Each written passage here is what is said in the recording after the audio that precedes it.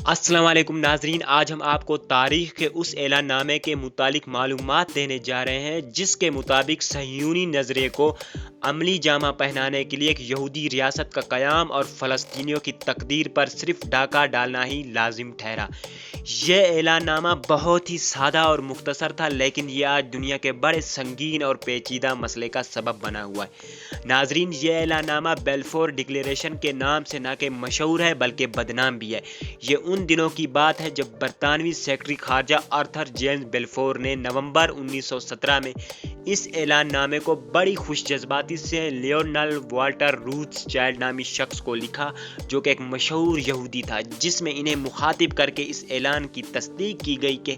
برطانوی کابینہ نے رضامندی ظاہر کی ہے کہ برطانیہ یہودیوں کو فلسطین کے علاقے میں ایک الگ خود مختار ملک بنانے کے لیے مدد کرے گا، اور اسی دن سے یہ اعلان نامہ بیلفور ڈکلیریشن کے نام سے مشہور ہے۔ یہ وہ دور تھا جب برطانیہ سپر پاور ہوا کرتا تھا اور یورپ سمیت دنیا کے مختلف حصوں میں جنگ عظیم اول لڑی جا رہی تھی۔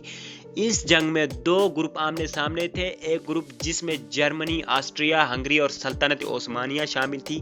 اس گروپ کو سینٹرل پاور کے نام سے یا ایکسس پاور کے نام سے بھی جانا جاتا ہے، اور دوسری طرف روس، برطانیہ اور فرانس تھے، اور بعد میں آ کر اسی گروپ میں امریکہ بھی شامل ہوا۔ اس گروپ کو الائز پاور کے نام سے جانا جاتا ہے۔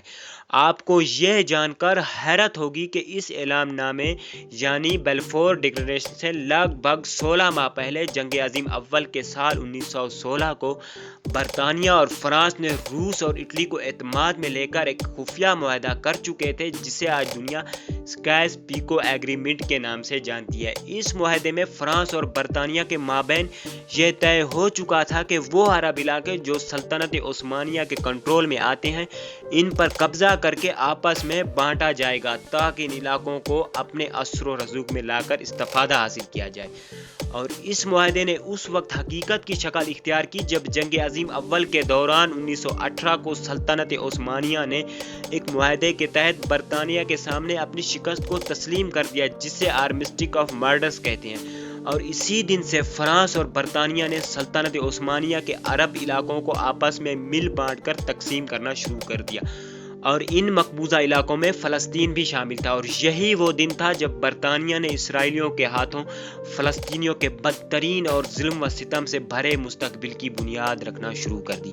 اور جنگ عظیم اول میں اتحادیوں کی فتح کے بعد 1920 آتے آتے سلطنت عثمانیہ کے تمام علاقے اتحادیوں کے درمیان بٹ چکے تھے، اور 1923 میں ترکی ایک الگ ریاست کے طور پر معروض وجود میں آ چکا تھا، اور اسی سال بیلفور ڈکلیریشن کو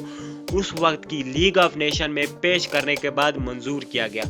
جس کے تحت فلسطین کے مقبوضہ علاقوں پر انتظامی اختیار برطانیہ کا ہوگا، اور برطانیہ نے تقریباً 30 سال تک فلسطین کو اپنے قبضے میں لیے رکھا۔ اور جب دوسری جنگ عظیم تقریباً 7 سال تک لڑے جانے کے بعد 1945 کو اختتام کو پہنچی، تو اس وقت تک ہٹلر پورے یورپ میں 60 لاکھ کے قریب یہودیوں کا قتل عام کر چکا تھا، اور اس قتل عام کو آج دنیا ہولوکاسٹ کے نام سے جانتی ہے۔ اور اس نتیجے میں اقوام متحدہ نے نومبر 1947 کو قرارداد 181 کے تحت فلسطین کا وہ علاقہ جسے برطانیہ نے پہلی جنگ عظیم میں سلطنت عثمانیہ سے چھینا تھا،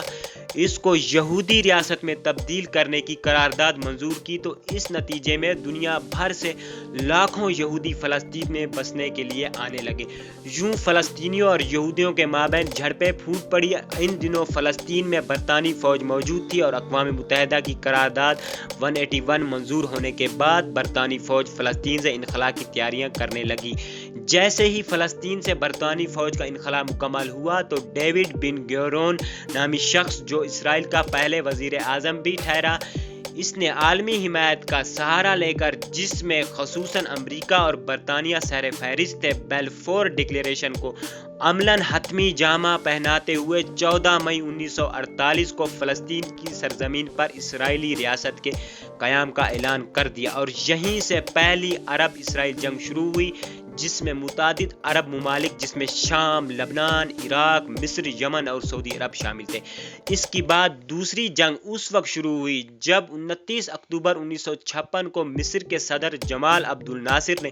اپنی ہی سرزمین پر موجود سوئز کنال کو جب قومی تحویل میں لینے کا اعلان کیا، جو اس سے پہلے فرانس اور برطانوی اختیار میں تھی، تو اسرائیل نے فرانسیسی اور برطانوی مفاد کا تحفظ کرنے کے لیے سوئز کنال پر حملہ کر کے اسے اپنی تحویل میں لے لیا،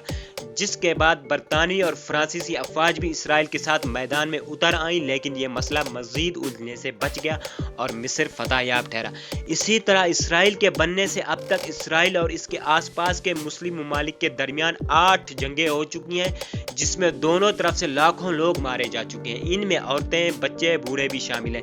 اگر ہم اس پوری کرتی دھرتی پر نگاہ ڈالیں جو سالوں منصوبہ کرنے کے بعد رچی گئی، تو اس میں صاف ظاہر ہوتا ہے کہ عالمی برادری نے اپنے مفادات کی خاطر جس احمقانہ اور گھنونے طریقے سے بیلفور ڈکلیریشن کی صورت میں زہر کے بیج بو کر جس طریقے سے ان کی آبیاری کی ہے اور کرتی آ رہی ہے، تو کل کو یہ فصل شاید پوری دنیا کو کاٹنے نہ پڑے، کیونکہ اس سے صاف ظاہر ہوتا ہے کہ عالمی برادری نے ورسائے معاہدے سے کچھ نہیں سیکھا، جو اس جنگ کی وجہ بنا، جو جنگ دنیا کے 6 کروڑ انسانوں کی جانوں کو ہڑپ گئی۔ تو یوں ہم اس تناظر میں موجودہ حالات کا جائزہ لیں تو اب موجودہ دور میں مشرق وسطیٰ